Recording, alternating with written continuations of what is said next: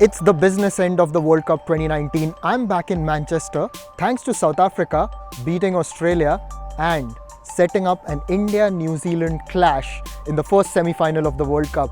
Welcome to Latestly, I am Nishad and here's bringing you everything from ground zero in Manchester. To start things off, let us look at the likely playing 11s for the two sides. Here's the Indian lineup. I think the only change they may make is in the spin department. Ravindra Jadeja played the last game and they went in with Kuldeep Yadav. If in case they want to play Yuzvendra Chahal, I expect he may come in place of either of the two spinners, possibly a Kuldeep. So that is the only change that I foresee. And they may prefer Bhuvneshwar over Mohammad Shami if they are going in with the two medium pacers, or the two pacers rather, should I say, because Bhuvneshwar is a bowler that will give you some good overs at the death, and that is where India want him to perform well. Here's the New Zealand lineup, and I think the only change they will make once again is that Lockie Ferguson would be fit and ready for this all-important game. He should come in place of Tim Southee.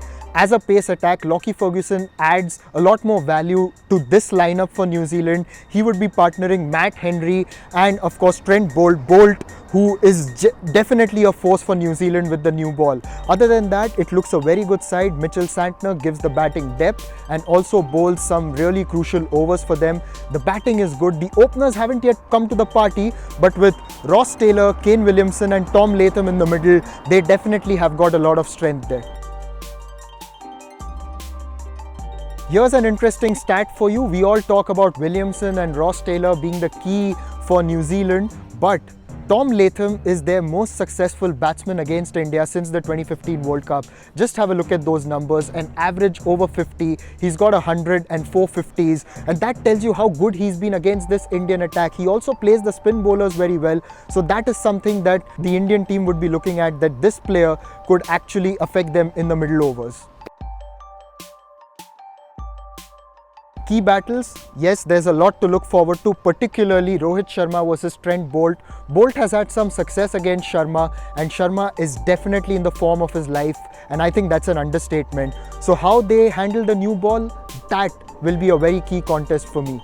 And then Kane Williamson against the Indian spinners, depending on which ones they play, that too should be one to watch out for, because Williamson, as we know, is a class player and he can impose his authority in the middle overs.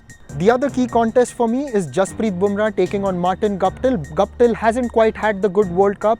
Bumrah is getting into his rhythm, has now found his wicket-taking form, and he would definitely pose some questions for Guptill. But if Guptill gets going, then India are in trouble.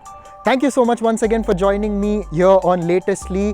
India versus New Zealand. The stage is set here at Old Trafford, Manchester. Who will win? Tell us on social media. And yes, do log in to latestly.com for this and a lot more.